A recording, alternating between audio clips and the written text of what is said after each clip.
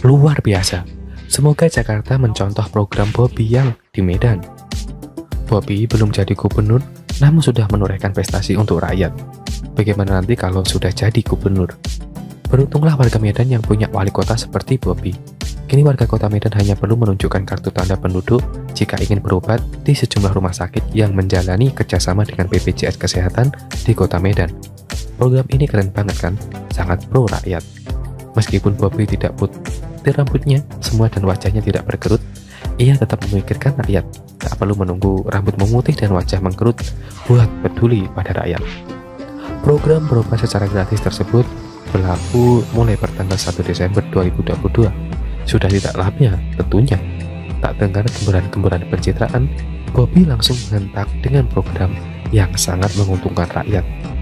Adakah program warga Jakarta yang baca artikel ini setuju jika Bobi jadi gubernur Jakarta nanti?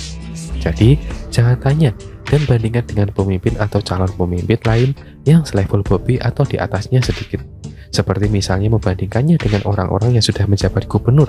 Ridwan Kamil, selama menjabat gubernur Jawa Barat bagaimana program-programnya? Apakah sudah sangat menguntungkan rakyat? Ganjar Pranowo, selama menjadi gubernur Jawa Tengah, bagaimana juga kinerjanya?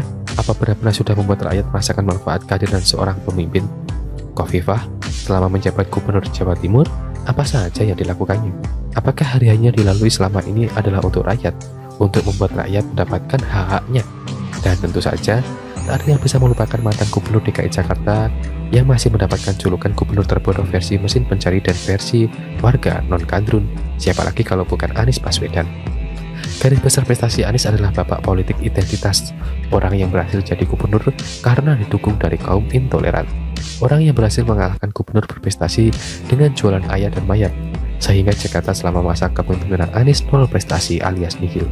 Anies hanya pandai berkata-kata, dan itulah yang bisa diandalkannya.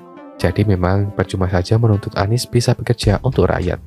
Maka sangat dungu dan bodohlah orang-orang yang masih mengharapkan Anies memimpin Jakarta atau bahkan Indonesia. Indonesia akan hancur jika sampai Anies berhasil menggantikan Jokowi. Apakah pemirsa rakyat Indonesia rela dan mau dipimpin sama Anies? Kembali pada prestasi Bobi di Medan. Sebenarnya apa yang dilakukan Bobi ini hampir mirip dengan program Ahok di DKI Jakarta. Ahok sangat menginginkan warga DKI merasakan kehadiran warga negara, merasakan kehadiran pemerintah dengan berbagai program yang sangat menguntungkan rakyat, mulai dari akses kesehatan gratis hingga hunian yang layak, rumah susun yang murah dan terawat.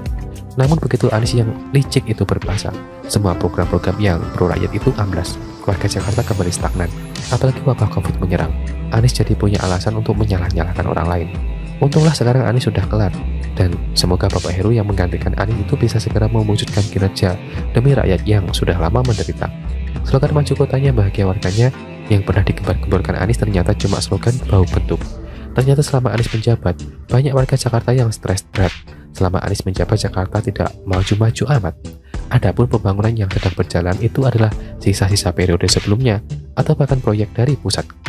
Maka jangan heran jika dulu banyak orang tertawa ketika menyaksikan Anies meresmikan tiang listrik. Lalu saat mengatakan bahwa kaki manusia adalah alat transportasi, banyak yang gemes ingin sekali merampoknya. Selama Anies memimpin, Jakarta tidak maju, warganya pun tidak banyak yang bahagia. Justru semakin stres karena banyak kadrun yang gemar berdemo dan membuat jalanan jadi macet. Warga kadrun paling bising dan berisik beragama. Bukannya agama menjadi penentram, justru malah membuat stres dan frustasi karena ulah si kadrun. Kadrun itu sangat jelas kebodohannya. Sudah tahu Anies tidak memberi manfaat bagi warga Jakarta, malah masih mendukungnya mati-matian. Bahkan dikadang-kadang akan maju di arena Pilpres. Kayaknya si Om Brewok masih suka kalau kadrun ini tetap saja dungu, karena dengan begitu masih bisa jualan agama di pantas politik nasional. Anies dan para kadrun memang tidak punya malu. Anies terus pencitraan dan melabelkan diri sebagai gubernur yang berprestasi, faktanya asem, nihil prestasi. Kadrun ini termasuk juga makhluk yang paling zalim dan durjana. Sebenarnya, kadrun ini tahu bahwa Anies telah mengabaikan kepentingan warga. Bahkan ketika Formula E yang bukan janji kampanye dilaksanakan, para kadrun teriak. Padahal program kesehatan untuk rakyat itu yang sangat penting. Seharusnya program yang seperti Bobi lakukan di Medan dilaksanakan juga.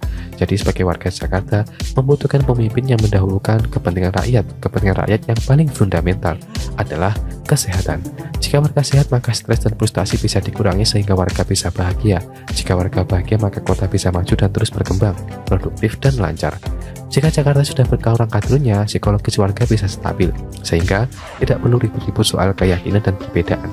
Jadi, sudah cukuplah Jakarta mengalami kepahitan dipimpin Anies dahulu, yang tentunya jualan ludah daripada kinerja. Cukup sudah, semoga Anies tidak lolos nyapres.